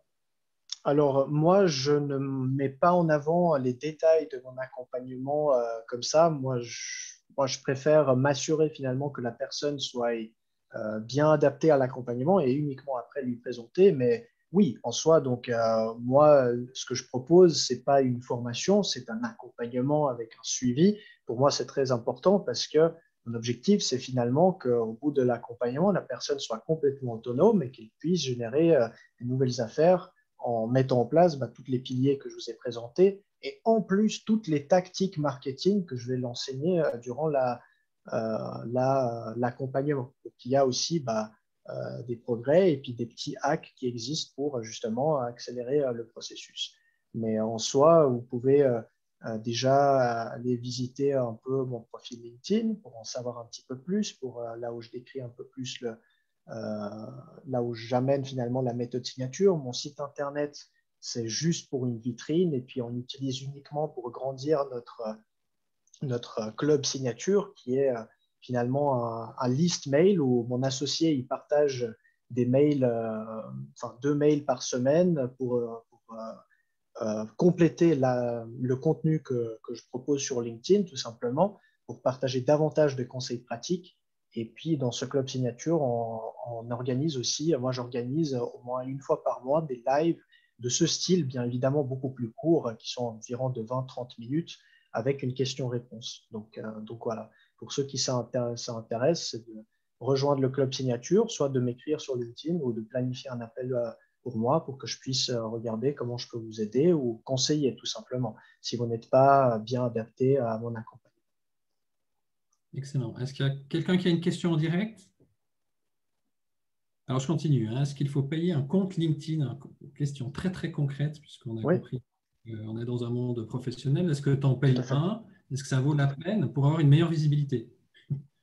Alors, oui, moi, je paye un compte LinkedIn Premium, mais très basique finalement. Moi, je paye le compte Premium LinkedIn juste pour voir qui visite mon profil, voir la liste des personnes qui visitent mon profil.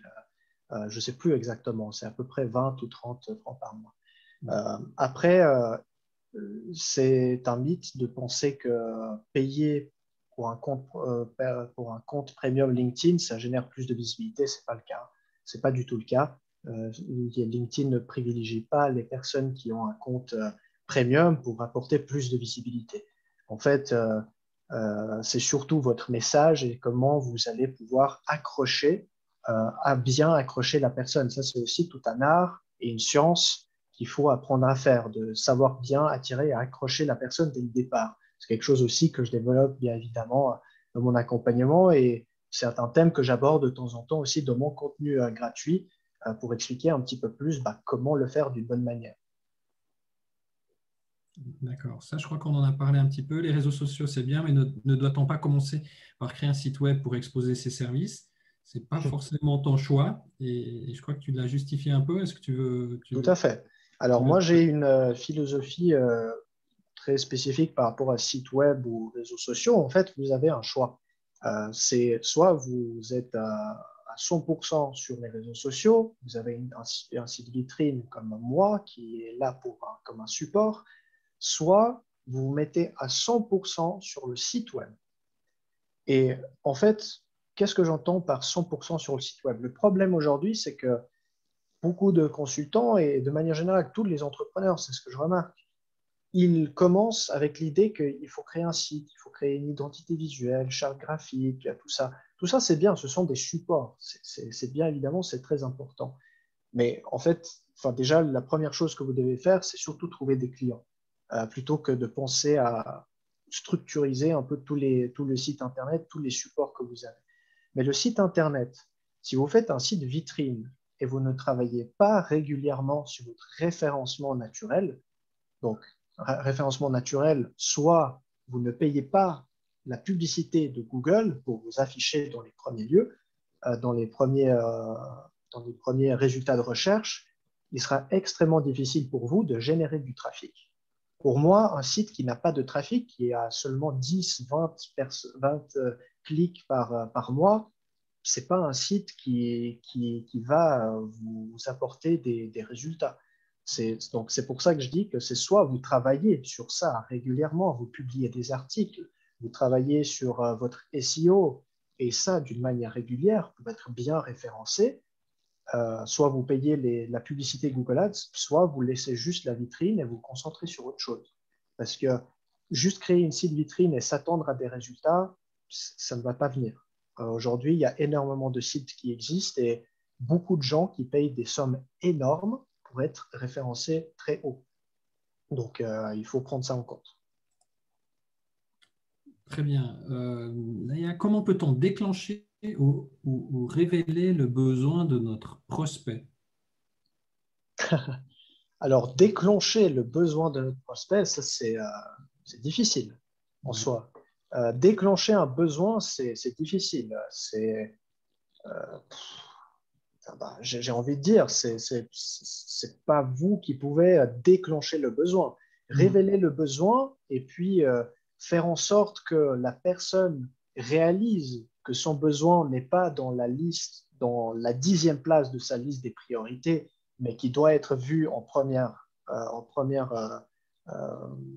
la première position, ça vous pouvez faire. Donc effectivement, s'il y a un besoin qui existe, mais que ce besoin-là n'est pas dans la liste de ses priorités, bah, avec une bonne communication, vous pouvez faire monter ce besoin-là au rang numéro 1, justement par des postes de type docteur, par cette communication percutante, parce que vous mettez en avant un peu les erreurs types des personnes, vous l'exposez régulièrement face à son problème, donc c'est comme s'il se voit dans un miroir, presque comme s'il se voit dans un miroir, et lorsqu'il se voit dans un miroir plusieurs fois, bah, à ce moment-là, il va se dire, mais effectivement, mais il faut que je fasse quelque chose, effectivement, parce que si je continue, bah, il y aura ça qui se passe.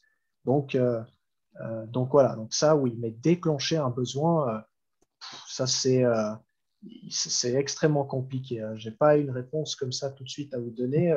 Je pense que ce serait un poste que je pourrais développer dans mon contenu après, mais extrêmement compliqué. Une question très personnelle. Je pense que j'écris très peu et très mal. Est-ce que j'ai une chance sur les réseaux sociaux?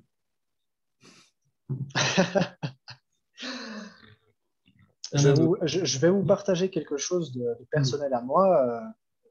Si vous voulez, moi, le français, c'est ma 4e langue. Je parle ukrainien, je parle russe, je parle anglais et je parle français. Le français, c'est ma 4e langue. À l'école, j'étais nul en dissertation. J'ai fait la maturité, ma seule note en dessous de la moyenne, c'était le français. J'ai eu un 2,5 sur 6. J'étais nul en dissertation en français. C'est juste pour vous expliquer finalement qu'avec l'entraînement, vous pouvez faire tout ce que vous voulez. Le grand avantage, c'est qu'il ne faut pas rédiger des textes littéraires. C'est ça la magie là-dedans, en fait. C'est que comme nous avons été enseignés à écrire à l'école, c'est pas du tout ce qui marche sur les réseaux sociaux. Alors, de loin pas, complètement autre chose. La règle à utiliser et puis la philosophie à adopter sur les réseaux sociaux, c'est de écrire comme vous parlez. Il faut rendre les choses le plus simples possible. Il faut que la personne ressente un peu votre personnalité et votre voix. Et finalement, ça rend la tâche beaucoup plus compliquée, beaucoup plus facile. Dans votre cas, quelqu'un qui écrit très mal et peu, finalement, vous n'avez qu'à écrire comme vous réfléchissez. Vous n'avez pas besoin de construire des phrases. D'ailleurs, si vous communiquez comme un vrai écrivain et littéraire, vous n'allez pas réussir sur les réseaux sociaux. C'est ça que j'aimerais vous passer aussi comme idée. Donc, en soi, clairement, vous pouvez clairement réussir, mais il faut écrire, il faut avoir de l'entraînement, il faut suivre un peu les bons principes à adopter lorsqu'il s'agit de la rédaction persuasive. Extra. Il nous reste 3 questions, je crois qu'on arrive au bout. Je vois quand même quelques remarques. Merci Michel, claire et pertinente. Voilà, on va parcourir rapidement. Lorsque l'on est reconnu comme spécialiste de confiance, quelle est l'utilité des réseaux sociaux? Si on est reconnu comme spécialiste de confiance, quelle est l'utilité? J'imagine d'avoir plus de visibilité, mais... Lorsqu'on est reconnu comme spécialiste de... Ok, d'accord. Lorsque l'on est reconnu comme spécialiste de confiance, quelle est l'utilité des réseaux sociaux? En soi, c'est à vous de voir. Hein. En soi, écoutez, moi aussi, une chose, pourquoi est-ce que je communique sur les réseaux sociaux? Il y a évidemment, première raison, c'est pour maintenir mon activité et de la faire croître, d'organiser des événements comme celui-ci. Mais il y a une très forte raison derrière aussi. Moi, je suis quelqu'un qui était à la base très inspiré par des entrepreneurs et de ceux qui partagent leur savoir et leur histoire sur scène ou qui partagent finalement leurs histoires. Donc moi, j'ai un peu cette vision de quelqu'un qui aimerait devenir aussi quelqu'un qui influence les gens, qui partage ce qu'il sait, d'amener un peu autre chose que juste le marketing, finalement. Et puis, bon, je ne vais pas rentrer dans les détails, mais c'est un thème complètement à part.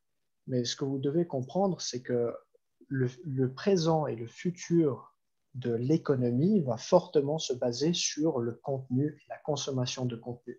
Aujourd'hui, il y a tellement de statistiques qui existent qui mettent bien en avant le fait que de plus en plus de personnes consomment du contenu et créent du contenu. C'est-à-dire qu'il y a vraiment cette nouvelle économie qui est en train de se créer avec qu'on appelle l'économie de la passion. Parce que les gens qui créent le contenu, souvent, c'est lié à leur passion. Et puis, ils partagent le contenu. Et puis, donc, du coup, il y a l'offre du contenu, ceux qui sont des créateurs de contenu, et la demande, ceux qui consomment. Et ça, c'est quelque chose qui est fortement en train de se développer. Et donc, vous pouvez voir finalement Netflix ou Netflix ou Spotify qui sont des plateformes et YouTube qui sont des plateformes qui englobent, qui ramènent l'offre et la demande des créateurs de contenu.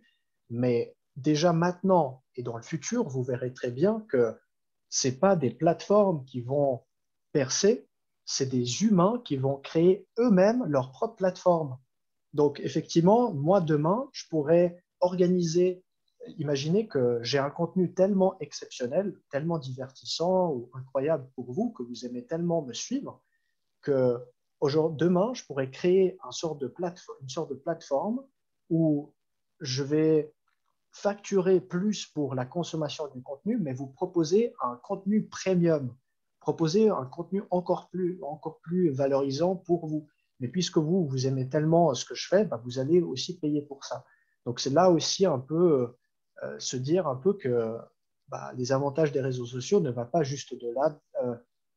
se terminent pas juste tout simplement avec la croissance de son activité, mais c'est vraiment un personal branding, c'est vous qui devenez qui est de plus en plus connu, et puis vous pouvez développer votre activité autour de vous, autour de ce que vous aimez par la suite aussi, puisque vous êtes en train de construire une communauté qui vous apprécie et qui vous connaît bien. Merci Michel. Je propose qu'on en reste là. Est-ce que quelqu'un veut encore intervenir, poser une question?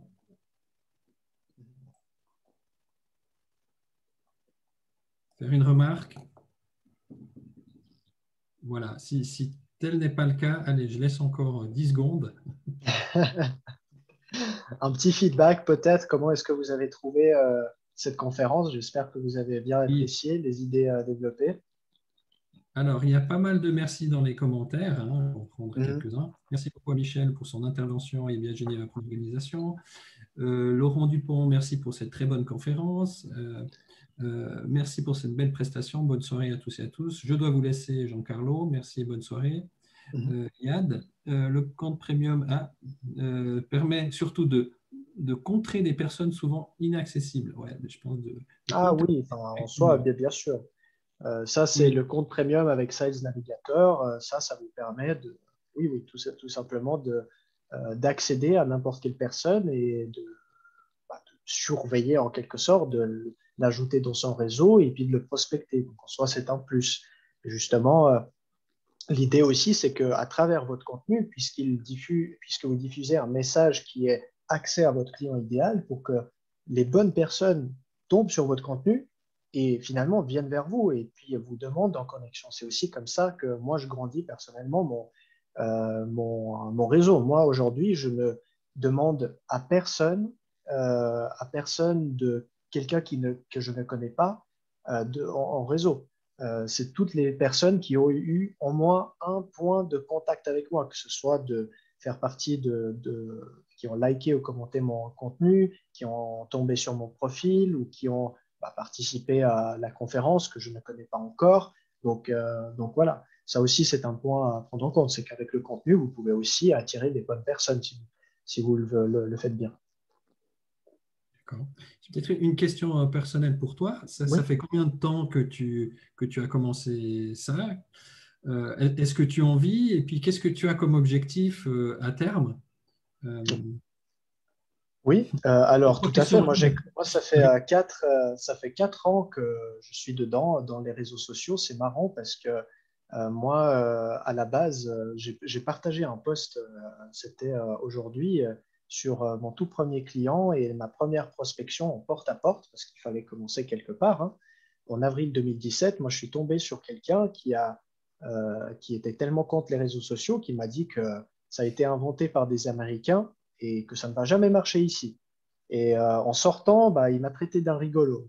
Aujourd'hui, voilà, on est où on est. Et en soi, voilà. Mais en termes d'objectifs, oui, j'en vis clairement de mon activité. Là, je la crois régulièrement. Depuis cette dernière année, c'est vraiment une croissance, disons, pour l'instant, linéaire. Justement, je regarde en ce qui concerne une croissance exponentielle après pour voir comment je peux commencer à automatiser certaines choses, construire des formations tout courtes. Mais ma grande mission, c'est de ne pas tout simplement agir sur le marché francophone et de transmettre finalement les savoirs que j'ai pu accumuler et mon expérience que j'ai pu accumuler uniquement dans le marché francophone, mais aussi toucher le marché de mon pays d'origine, enfin les pays d'origine de mes parents, qui est l'Ukraine et puis la Russie, parce que c'est aussi un marché très, très en croissance. Et puis, je commence déjà à développer ma communication sur ce marché-là, donc en parlant une langue complètement différente, et donc en faisant croître un peu ce personal branding, comme quoi, en revenant vers ce que je vous ai dit à la base, j'aimerais vraiment devenir cette personne qui partage des histoires, qui transmet son savoir, qui a une certaine influence, ce type d'entrepreneur, parce qu'à la base, j'étais influencé par ce type de personnes aussi. Merci Michel. Alors, si quelqu'un veut me couper la parole, n'hésitez pas si vous voulez intervenir. Je vais dire encore une ou deux remarques. Merci Michel, de Pierre-André qui est parti. Hein. Claire et pertinente présentation qui me sera très utile. Bonne soirée à tous et à toutes. Rosario, merci Michel. Oliviane, des réseaux sociaux sont un média à double sens. On montre, on reçoit et on apprend. Olivier, tu es toujours là. Est-ce que tu veux développer? Tu as des questions? Non. Ok, j'ai bien vu. Pas de souci. Il y a encore des merci pour la présentation. Sandra, merci beaucoup. Elle est partie très bonne soirée. Je dois vous laisser. Les calendars, ainsi de suite. Je vais rencontrer, sortir, mais réfléchir avant de me marier. Merci. À bien à ouais, ça m'a fait rire. Oui, c'est clair. Ça m'a fait rire. Voilà, merci beaucoup. Merci pour la clarté. Il était très pertinent d'avoir utilisé des exemples et questions. Merci pour ce webinaire de Michel de Dayac. J'ai beaucoup apprécié. Excellente soirée. Maintenant, c'est à moi. Je peux te meubler s'il y a besoin. Hein. Oui, Olivier. Oui. Je peux meubler, il n'y a pas de souci. Non, ce n'est pas le but de meubler. Mais si tu as quelque chose à communiquer, une question, une dernière? Alors, je n'ai pas vraiment de questions, c'est juste que bon, je suis très en phase avec ce que dit Michel. Moi, je suis aussi sur les réseaux sociaux depuis très longtemps, donc plus que 4 ans quand même. Et pour moi, c'est un médium qu'il faut surtout ne pas oublier comme étant à deux sens. Je vois beaucoup de personnes qui voient Internet, je dis globalement, je ne vais pas citer un réseau en particulier, comme étant juste une télévision, on va dire, où on reçoit. Et je vois beaucoup de personnes qui ne peuvent pas, ne comprennent pas que on peut aussi agir dessus, on peut aussi participer, on peut interagir comme nous on le fait, pas seulement en tant qu'en vidéo, mais aussi comme par exemple sur Wikipédia. Il y a beaucoup d'anonymes, des célèbres anonymes d'ailleurs aussi, une fois qu'on est dedans, qui permettent de donner leurs connaissances, certes peut-être pas financièrement parlant comme ça, mais ils peuvent recevoir aussi derrière. C'est tout ça, quoi. Et dans des groupes comme ça, on peut devenir aussi des spécialistes reconnus dans le domaine, sans forcément être connus sur tout l'Internet ou même en dehors de ça. Je connais des Wikipédiens français et suisses qui sont super connus, mais il faut les savoir. Vous ne les connaissez pas, mais ils sont super connus dans le domaine, quoi. Il faut savoir où ils sont. C'est ça. Tout à fait. Merci beaucoup pour ce témoignage, Olivier. On arrive à 27. Le but, c'est pas d'arriver à une Mais voilà, merci beaucoup Michel, ça c'est bon, merci à moi. Merci à toi Claude, merci à toutes et à tous pour les questions. Je suis ravi que vous avez apprécié. En tout cas, je vous encourage de m'ajouter sur LinkedIn, de suivre ce que je partage parce que je développe de plus en plus, beaucoup plus ce genre d'idées que je vous ai présentées et je le fais de ça de manière régulière. Donc voilà. Et au plaisir d'échanger. Si vous avez des points spécifiques que vous souhaitez aborder ensemble, avec grand, grand plaisir. Bien volontiers. Là, je vous présente la prochaine soirée, ce sera le 25, qui est réservé quand même à nos membres IBA Geneva. Donc, il y aura l'Assemblée générale, un peu peut-être barbe, on va essayer de faire ça assez vite pour en deuxième partie, faire un Virtual in Coffee. Alors, pour ceux qui ne connaissent pas ce que c'est voilà, c'est un petit processus qui permet à chacun de proposer des thèmes qui sont après votés et puis après, par période de 7 minutes, on discute de ce thème et si les gens veulent continuer sur ce thème, on recontinue 7 minutes ou alors on passe au thème suivant. Voilà, merci beaucoup, à tout bientôt et puis encore merci à Michel et abonnez-vous à IBA Geneva si ce n'est pas déjà fait. Allez, au revoir. Bonne soirée, au revoir. Merci, au revoir.